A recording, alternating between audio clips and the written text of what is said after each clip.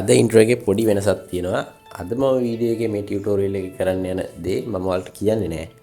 ඔයාලට පුළුවන් නම් මේක ගෙස් කරන්න පුළුවන් මේ කමෙන්ට් සෙක්ෂන් එකේ දාගෙන යන්න ගෙස් කරලා. ඒ වගේම මට තවත් ඕන ටියුටෝරියල් උත් කමෙන්ට් සෙක්ෂන් එකේ දාගෙන යන්න. කට්ටියම මතක ඇතුව මගේ වීඩියෝ එක හොඳ නම් ලයික් එකක් දාලා ෂෙයා කරලා සබ්ස්ක්‍රයිබ් පාරක් දෙන්න. අපි වීඩියෝ එක පැත්තට එනවා.